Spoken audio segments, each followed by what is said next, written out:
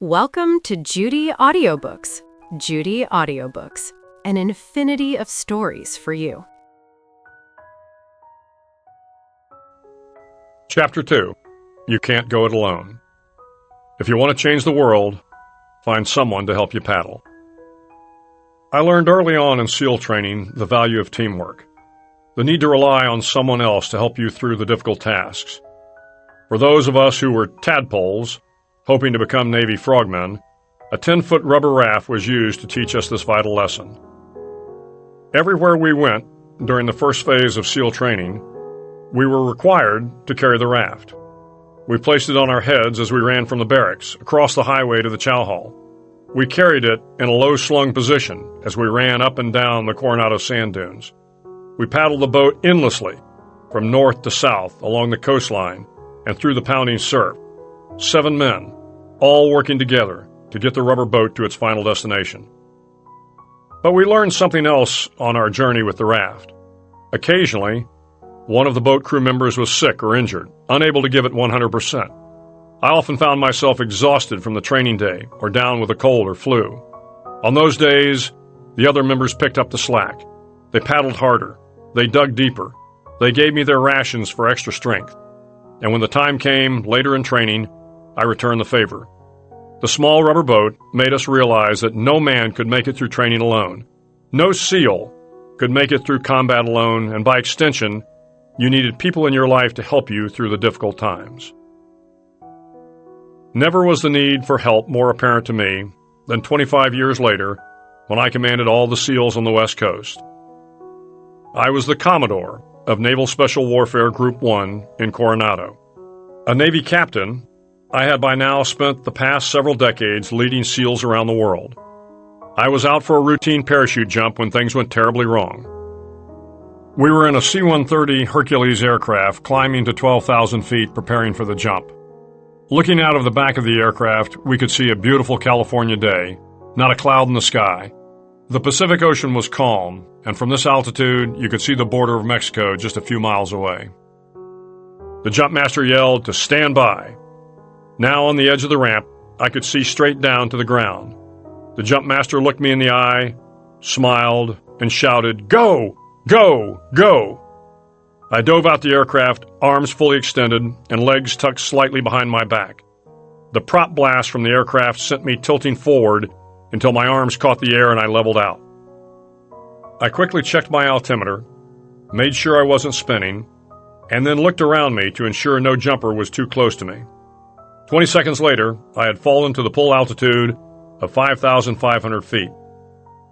Suddenly, I looked below me, and another jumper had slid beneath me, intersecting my path to the ground.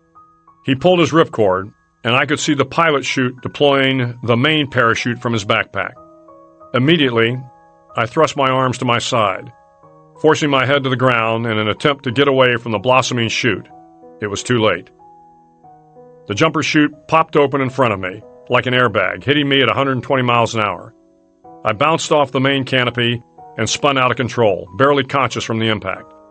For seconds, I spun head over heels, trying to get stable again. I couldn't see my altimeter and was unaware of how far I had fallen. Instinctively, I reached for my ripcord and pulled. The pilot chute jettisoned from its small pouch in the back of the parachute, but wrapped around my leg as I continued to tumble toward the ground. As I struggled to untangle myself, the situation got worse. The main parachute partially deployed, but in doing so, twirled around my other leg. Craning my neck toward the sky, I could see my legs were bound by 2 sets of risers, the long nylon straps that connect the main parachute to the harness on my back. One riser had wrapped around one leg, the other riser around the other leg. The main parachute was fully out of the backpack, but hung up somewhere on my body. As I struggled to break free of the entanglement, suddenly I felt the canopy lift off my body and begin to open. Looking toward my legs, I knew what was coming next. Within seconds, the canopy caught air.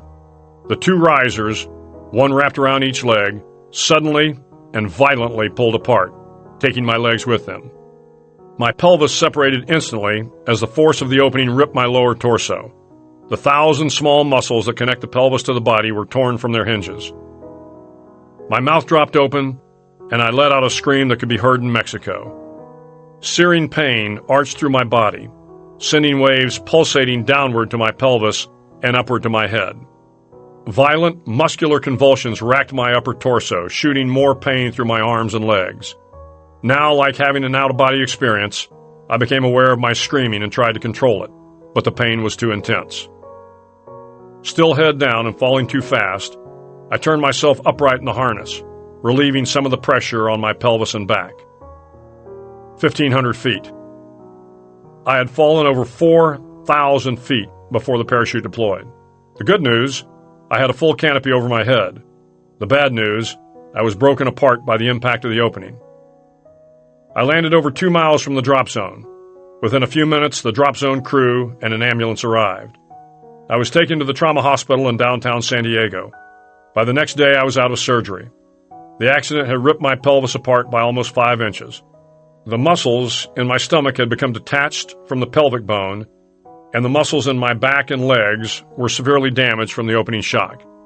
I had a large titanium plate screwed into my pelvis and a long scapular screw drilled into my backside for stability. This seemed like the end of my career. To be an effective SEAL, you had to be physically fit. My rehabilitation was going to take months, maybe years, and the Navy was required to conduct a medical evaluation to determine if I was fit for duty.